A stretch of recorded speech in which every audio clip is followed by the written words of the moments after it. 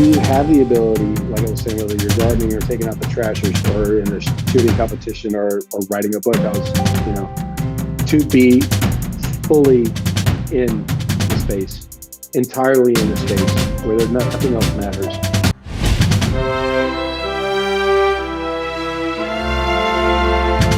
Welcome to Mindset Lessons from the Field. I'm Gina Cazazzo, the author of the upcoming memoir, Training with a SEAL.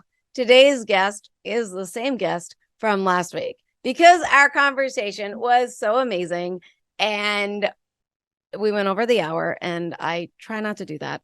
We really needed him to come on back for round 2 because his story is amazing. So if you didn't listen to the first episode, I really encourage it because it's an amazing story of determination, perseverance, and it's definitely going to inspire you. As you know, he is a former Navy SEAL. He served for 15 years. He served in 3 combat tours in Iraq and participated in 250 combat and advanced special operation missions. Today, he is the CEO of the Trident Approach. Ladies and gentlemen, I am so excited. Welcome back and speak to Diego Ugalde. Diego, thank you so much for being back on the show. Man, you're so good at what you're doing. I have to expect like this whole audience to be like, what a crazy, awesome introduction. Thank you, Gina. Thanks for being back on the podcast. I really love talking with you and your story. I've listened to it more than once. It doesn't get old and it motivates me to keep going after it. And what we talked about in the first episode a lot was we moved on to Buds Round 2. You came back for Buds Round 2. You finished Hell Week and you made it through.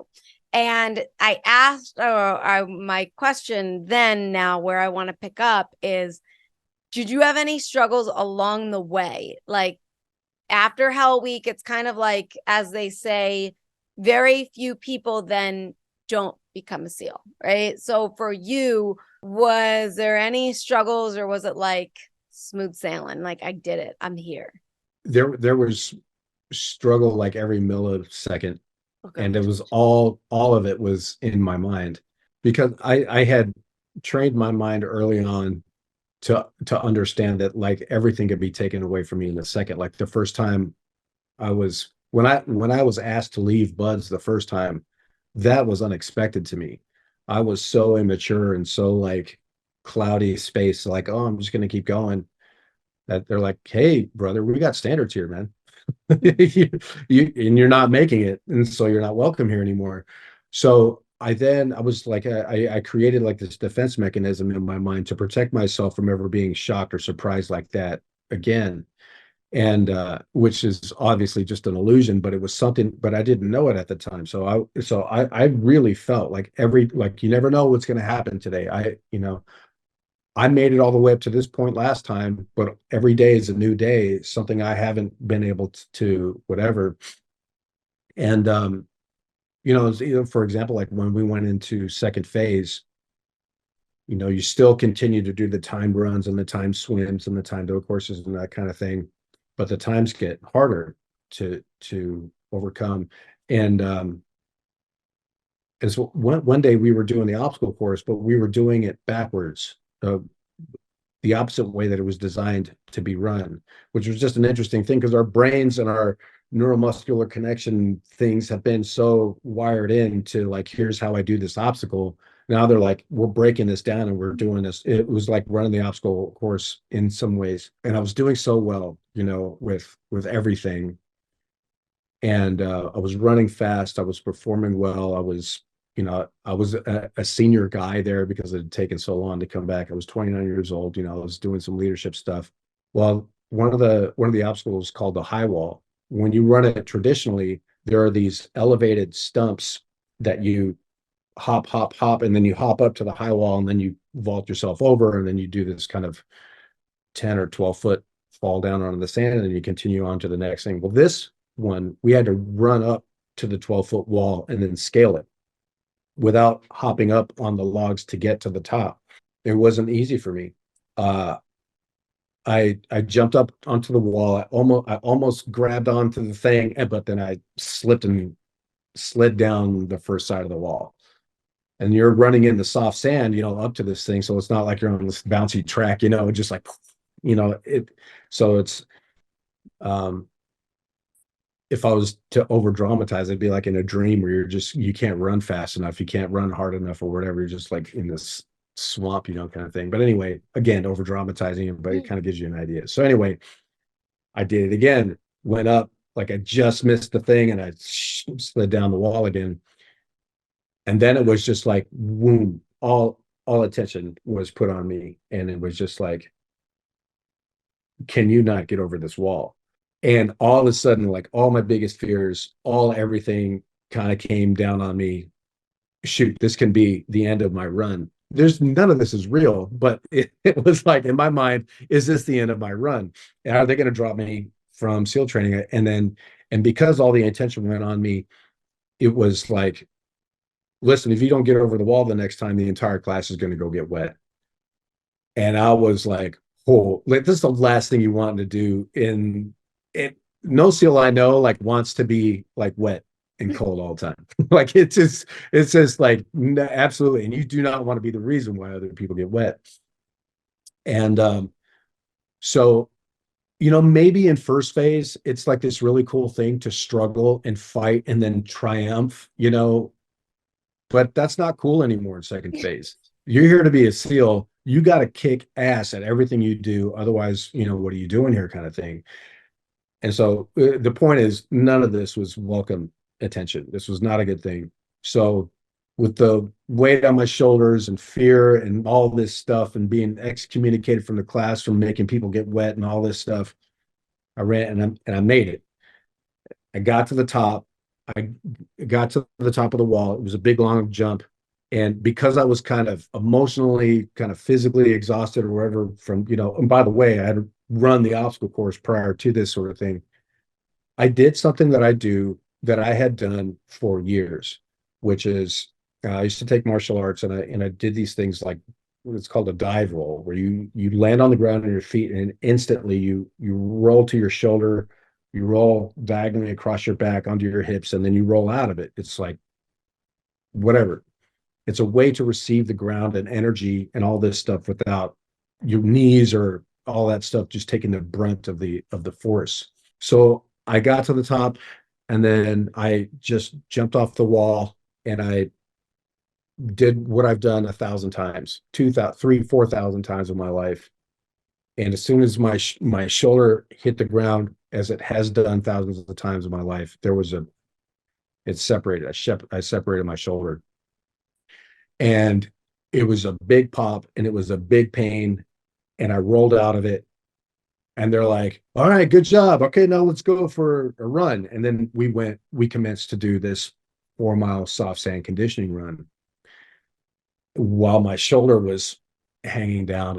And it was the kind of pain. I see this happen where I used to watch football a lot. And I see these injuries happen on the field. And when a player sustains an injury where they believe their season is over, there's just this thing. And that's what happened to me. All this to get to all this, and I separated my shoulder. I was going to get rolled back again. And who knows, so because I didn't have the ability to master my mind or anything like that. I was a herd animal in my mind. I was being controlled by my mind. And I was just like, this is it. I'm done. So I wasn't going to quit, but I just wasn't going to be able to function. There was no way I was going to do pull-ups or anything. So I went on the conditioning run and I was last, which was not unusual, but I was last keeping up with the group. This time I was last, not with the group. And they're like, dude, what's going on? You're not even running fast, but you're sweating. Like I was sweating like crazy. And I was like, I didn't know that I separated my shoulder. I was like, I think I broke my shoulder. And they're like, what? And so they took me to medical and they showed me what was going on anyway. It just so happens that the dive phase, the ultimate objective of dive phase is to complete all these dives. You have to pass timed runs. You got to pass timed swims. You got to do all this stuff. But there was no requirement to do pull-ups in second phase. Like no one ever failed second phase because they didn't do 20 pull-ups or whatever it was. So they said, hey, listen, we're going to try to keep you from getting rolled. You know, you've been doing really well and all this. You have to do all the dives. You have to do all the time runs and time swims and all that. But you just have to swim with one arm, all this stuff. So I did. And I made it through, and I rehabbed and all that kind of stuff. But every single day, you know, I wasn't running like, you know, I was running like I was hurt because I was hurt. You know, I couldn't move my left shoulder. And anyway, so no, this is a long way of answering your question. Was it like smooth sailing? Like absolutely not. I was not performing up to my best, which in the hardest military training in the country, that's like death sentence kind of thing. I was in the pool and we had to do all these races, and I was racing with one arm. And I just could not be last. And so sometimes I was winning these races somehow. I was just petrified that I was going to be the last, and even whatever. It just wasn't what it was. But at the end of the day, I continued to suffer because I didn't understand the mind. I didn't understand thinking. I didn't understand all these things. And I was losing in a lot of ways. I didn't lose because I continued on. But I was losing because I was kicking my own ass like every single second of every single day for all of this stuff. So yeah, that was like the rest of my experience in Buds. Yeah, it was pretty funny. So let's transition out of that into because you said something really interesting, and I want to know like when in your life that's happened to you. When did you learn how to control your mind? Like when did you learn you know, you talked about how you were beating yourself every single time. Like when did that mindset kick in? About a year after I retired out of the SEAL teams. Oh. Okay. Yeah. Wow. Yeah, people are Wow. like, "Oh, you're a Navy SEAL? Like you're like mine." I'm like, "Hell no." I was able to sustain. I was able to receive the punishment. I was able to whatever, but I didn't, you know, I was not any kind of mind master whatsoever. Well, not any kind, because there were times, especially when I had to lose 70 pounds to get back to shape, to training, and there were some mind things going on. Like, yes, I don't want to do anything. Yes, I want to sit on the couch. Yes, I want to eat this food, but I'm not going to because this is more like there was some of that I had. There was some strength that I had in that space. I was just at the whim of my thinking because I thought I was my thoughts. I thought because I thought that comes from my highest best self. So that must mean that it's the best. I didn't know any of that stuff. It wasn't until I was taken down to Mexico and given this psychedelic medicine called ibogaine that it showed me everything. I can't say everything. It spent 16 hours showing me things that I never knew to look for. It spent 16 hours showing me components within me that were steering my ship without my permission. It spent 16 hours of absolutely kicking my ass and showing me, brother, this is why you're suffering. Mhm. This is why these injuries don't go away. This is why, you know, there's self-sabotage here. This is why, and all of this stuff. And it was like me showing up as I am in the ring with Mike Tyson and just getting whap, whap, whap, whap. You know, it was just I didn't have a chance. There was no fighting back.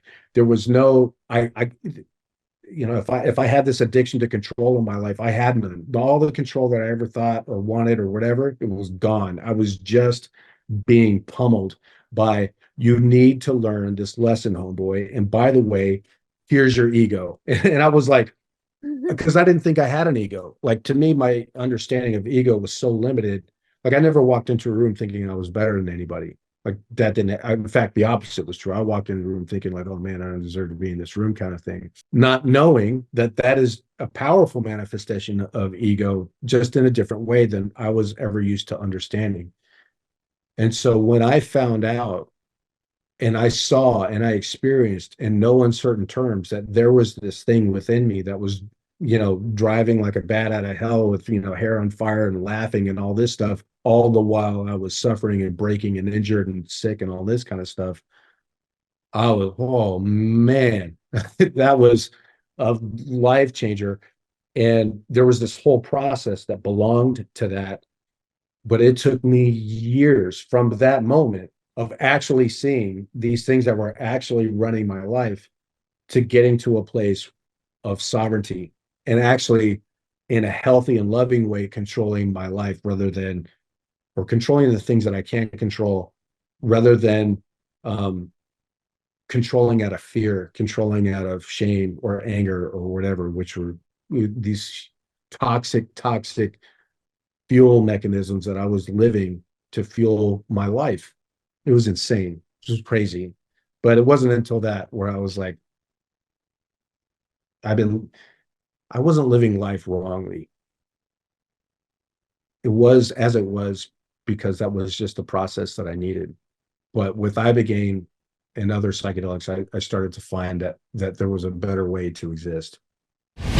Today's podcast episode is brought to you by my absolute favorite company. If you know me or seen videos or photos of me, then you know I always have one on my wrist. I absolutely adore this company, DiscoverOmnia.com. DiscoverOmnia.com is the world's first smart crystal bracelet. Every single bracelet is handmade in the USA using real genuine crystals made on memory wire. Every bracelet is unisex and they're also aromatherapy. The cool part is the black onyx charm that is on the bracelet. It scans to your cell phone, connecting you to their Wellness Hub Elevate. You can also access their Wellness Hub Elevate on your computer or tablet. You just have to sign into your account. The bracelet gives you a 12-month membership. It has over 200 pieces of self-care content from motivational tips, meditations, breathing exercises around the theme of your bracelet, printable journals, and so much more. The content is ever growing. And that's not all. The bracelet also gives you lifetime access to their Elevate Together Club, which meets monthly via Zoom. Each month is themed to give you actionable takeaways to elevate your life. And with this podcast episode, you get 40% off your purchase order by using the code MindsetPodcast. Use that code MindsetPodcast for 40% off. Just go to DiscoverOmnia.com. DiscoverOmnia.com, code MindsetPodcast for 40% off. Get your bracelet today. That's really interesting. So what was it like then, like when you went through it, you finally became a Navy SEAL? Now in the first episode, Coach Max says, becoming a Navy SEAL is a single moment. It's just that photo, you become it, and then it's and that's it. And he goes, and then if that was your objective, there it is. But really it's so much more. The reason why I say this is because when he said it's that single photo, I remember when I couldn't do a pull-up, couldn't do it.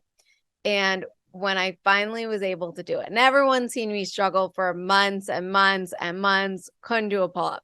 And they would watch me bring special things after training to work on pull-ups and all this other stuff. So when the moment came for me to do the pull-up, I did it. I did it, right? And my brothers actually were at training that day. And I jumped off, and they know me, so at that point they knew I was expecting a freaking parade behind me, and nobody cared, right? And they were laughing at me, and they were like, see, no one cares, that you can do something that you were supposed to do, X amount of months ago. But for you, is it when you had that moment, was there this celebration where you were I won't this parade and fireworks going off in your head, or was it just okay, I did it, now what's next? One of my favorite movies is called Miracle. It's it's the true story of the 1980 hockey team where they beat the Russians. And the reason why it's one of my favorite movies is because there is a moment that is experienced there that it just it's one of the most beautiful things I think in Diego's cinematic history. I haven't seen all movies or whatever, but this just moves me. And what it is Herb Brooks, the coach, years before he was a player on the hockey team and he got cut on the last cuts and they went on to win the gold. And so he missed the gold medal. And then he went on to become a coach. And then he was coaching, the United States hockey team, and they were going against this Goliath Russian team that was just literally unbeatable. It was just not going to happen, but he beat them. And it was this ultimate instant release of all this shame, all this shoulda, coulda, wouldas, all this doubt, all this everything. Like he did it, and it was done so perfectly in the movie. The stadium is going insane. They had just beaten the Russians. There was like 8,000 people, just like USA, like all this stuff. And he's looking at his wife in the stands, and she had gone through this journey with him and all this stuff. And he just takes a moment and he steps out from the box and he goes into the hallway, kind of where the players walk out to go onto the ice. And he's completely by himself. And the only thing that you can hear is just the rumbling of the thousands of people in the stadium through the concrete above him. And he just has this moment where he just breaks and you can see it. You can just see this ultimate triumph. And I didn't have that.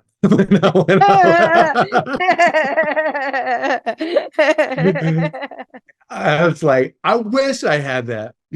But because I didn't understand the mind, because I didn't understand all these things, because there's so much that I didn't understand, I was so attached to ego and resistance and all this kind of stuff. When I got my trident, it was like, well, I got to go to medic school now, and then I got to kick ass there. It's one of the hardest schools in all the military. So and I suck at school anyway. So, and then after that, I got to go to a SEAL team. And then it's just like, it was, and by the way, there are many SEALs who don't have this experience, but it was my own experience. And so, even after I retired, after this 30-year saga of, it takes most people 6 months to make it through. It took me 10 years. And then I went on, retired as a senior chief. I was successful in combat. I'd saved lives. I'd done all this stuff. I stood at this mountaintop and I did it. I did everything. I did it all. And I just looked around, and it was like I just did my one pull-up in front of my family, and like nobody gives a shit. It's just like, but all the nobody was all here. It's like, we don't give a shit, Diego. And I was just like, how can this be? How can it be? Because I talked to people, all the way through that course, and I had so many conversations with people who were talking to me as though my life was the epitome of a life that needed to be experienced in order to fully experience what it is to be a human being. And I'm like, and I played along with it. Like, yeah, like I used to tell people that Herb Brooks moment was my moment, because I didn't know what else to tell. Like I didn't have the capacity to tell them like, oh, it doesn't mean anything. It's all, you know what I mean? Yeah. And so I just couldn't believe that my life was the example, because I was miserable. I was happy. I was really one of the happiest people anybody knew. But at the same time, I was also all this unfulfilled. I was all this stuff. But it was very interesting. But what it took, all of that was a huge gift, because everything I had done up to that point in my life for any kind of happiness, satisfaction, focus, whatever, was all external. Okay, so here's my question for you. With everything that you went through regarding emotions and mind and controlling you and all that stuff, and then the psychedelic, and what have you, like, it's gonna be a bit of a loaded question, like in terms of like learn, because I'm wondering, like, with all the combat that you did and being a SEAL and, serving in those 250 missions and 3 combat tours and all that, like, what was your mind like at that point? And were you just kind of like going through the motions of training and every like of what training taught you to execute everything? Yeah, 100%. That's why. So there would be years where I was going, when I was on the platoons, I would be gone 300 days for the year, just training of like diving, driving, jumping, shooting, small, unit tactics and all these things, just training all the time, all the time. And there was something that was huge. It was a huge concept in the SEAL teams called muscle memory. Like you do it so many times that you don't even have to think about it. You don't have to think about where your gun is pointing when you enter a room. You don't have to think about what your feet are doing as you're entering a room. You don't have to think about all of this stuff. And I could be wrong. And the reason why I could be wrong is because I didn't know any better. But my understanding was that was the height of, that was the objective. Get to a place where you've done it so many times where you can move through this thing kind of without thinking. And I took that literally, where if I was overthinking, I was messing up. And so I was overthinking about not overthinking and all this. But there were absolutely times where I would go through the house, flashbang would go off, and all of a sudden, a 30 or 40-minute run would be over, and I would just be like, "Oh, well, that just happened," kind of thing. And then we would go through the debrief, and sometimes they wouldn't have anything to say to me, which meant that I didn't do anything egregiously wrong, But that is not the optimal state of performance for humans. Flow state is. And flow state is a very, very, very different thing than muscle memory. I think the objective is to get to flow state. And sometimes people in the teams, whether wittingly or unwittingly or whatever, reach this place of flow state, but it's not by muscle memory. Flow state is when you're so focused, like you can feel your breathing as you are stepping into a room, as you're coming off safe on your weapon, as you're doing your sweeps, as you're making sure you're not pointing your guns at your buddies, as you're, clearing around barricades and things, and then going in, like everything is alive. Like you hear a lot of times about quarterbacks talk about how they show up in the NFL and their field of vision is like this, and over time it just widens up. It's like you are experiencing everything, where and that is not muscle memory. Muscle memory is like this. It's like getting to work, and how did I get here? It's a 20-minute drive from my house to my work, and I have no idea how I ended up getting in the parking lot. That's muscle memory. It's not flow state.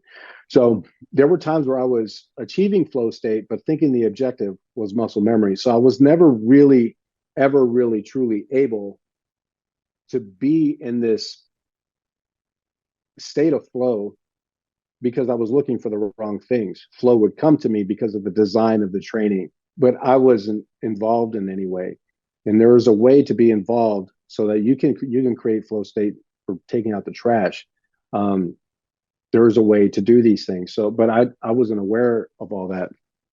And so my whole life, the objective was muscle memory, which in other words was checking out. Do this so much that I just check out.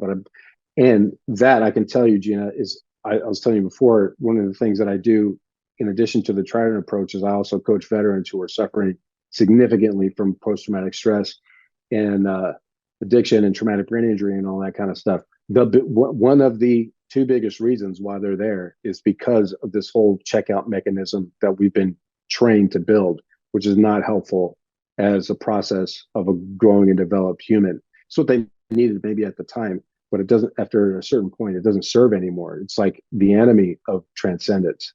Well, how does one get into that flow state?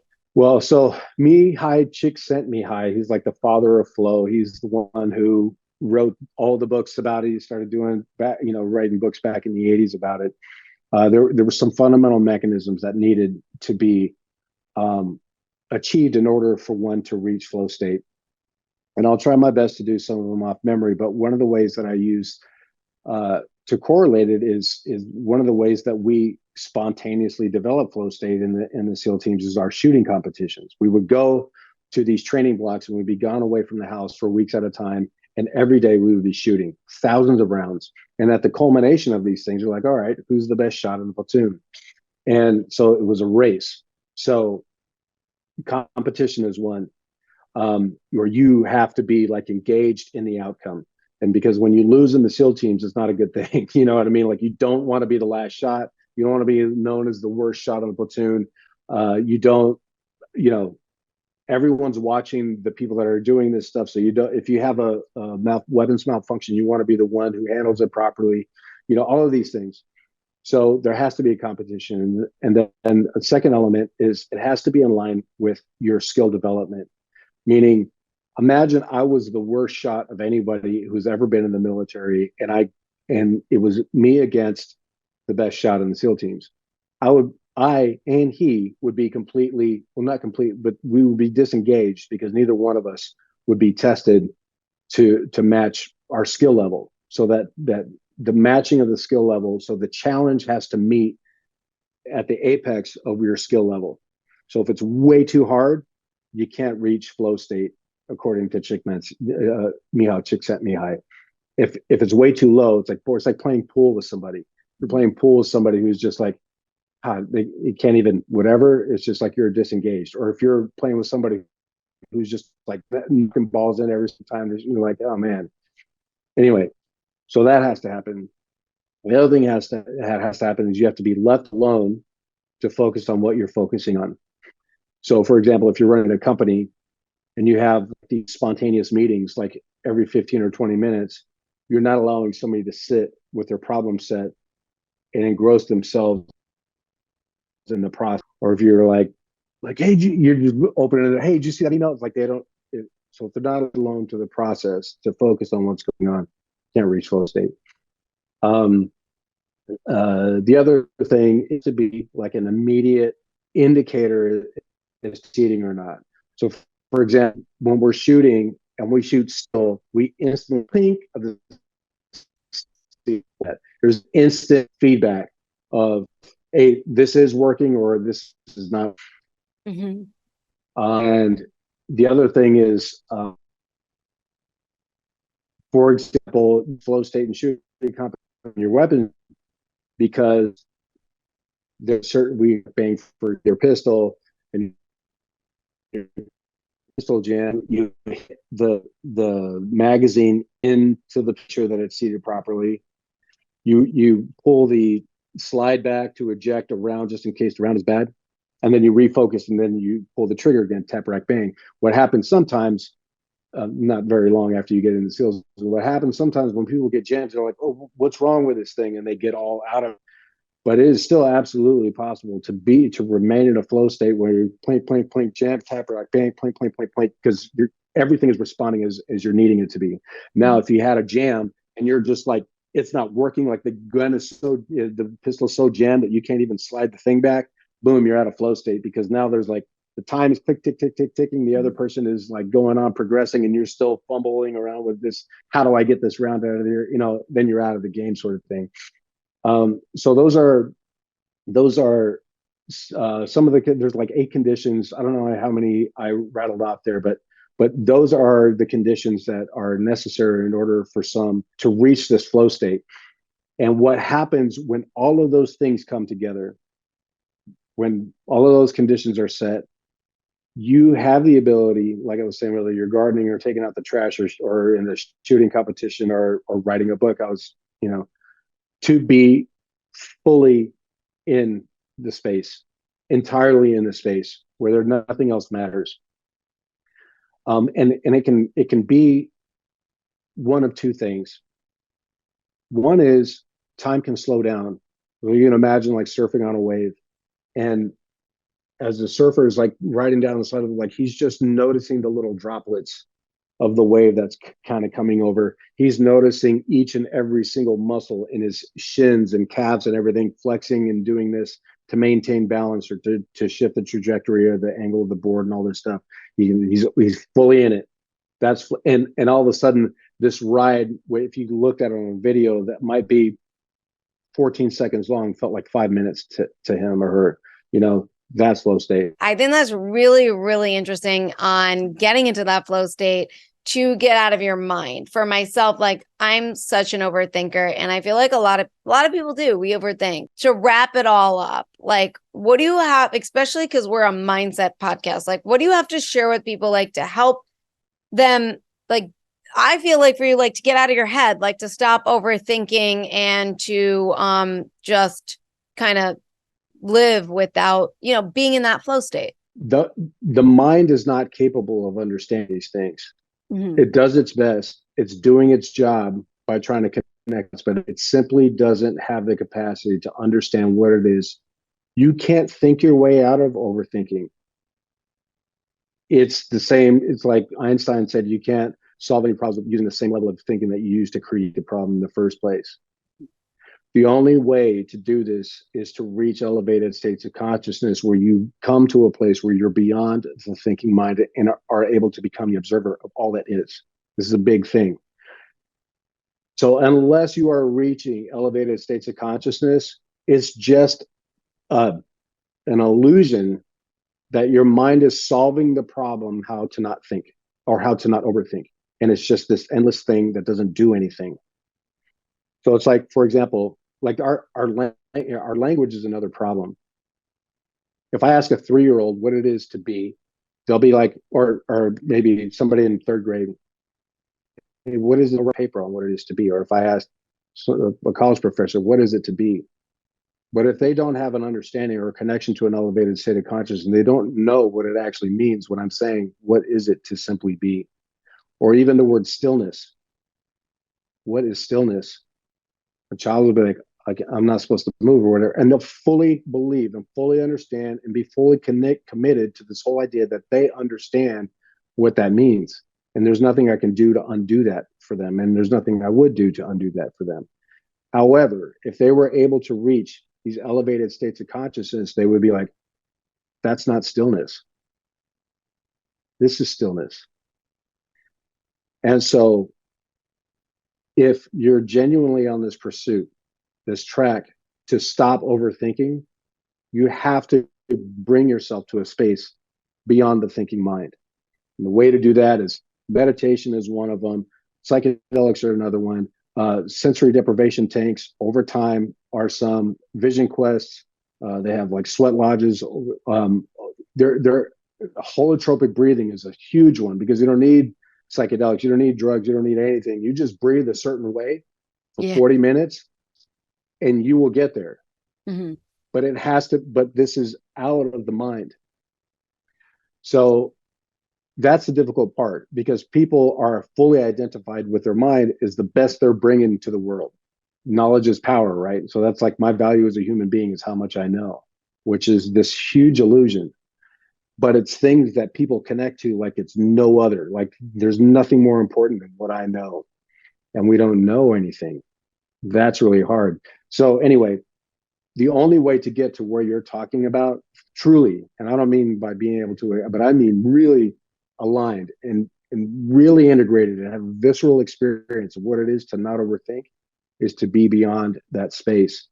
And especially with our culture and what we teach, it's simply not possible, as far as I can tell, to come to an understanding of what those things are using what we're genuinely taught as Americans on how to improve your mindset, or like Nike says, hey, just do it. Yeah, thanks a lot for appreciate it.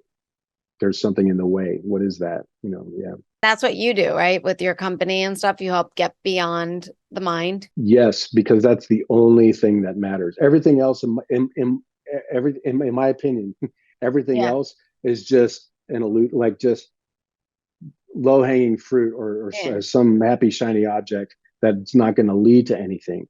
Yeah, you lose 20 pounds of weight, but are you doing it by just like shame, I suck, and just filling yourself with hate? Or are you doing it in full acceptance, full love for the self, and full non-resistance in the state of being a human being? You'll get to the same place. But what happens when people are using those really hateful and negative things is, yeah, I lost weight, but like now I'm onto womanizing now, or now I'm onto drinking, or now I'm onto whatever it is. It's like these other things because it hurts so bad to just exist as you are. And so another approach is to be in that pain of hurting so bad to exist as you are, to learn and grow and develop, and then you exist as you are in a place of strength. That's the transcendence, and that's really what is required to get to these levels that I'm talking about. That's fascinating. For anyone that's listening, we're all mindset, and the way that you're speaking, it's just beyond the mind, which I think is absolutely fascinating, to really just check you out, because what you have to offer sounds absolutely incredible. So thanks for being here. Thanks for talking with me. I had a really great time.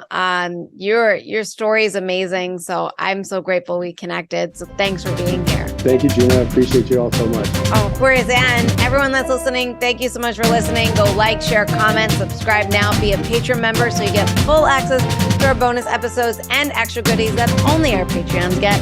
And tune in next week for a new episode. Thank you so much for listening.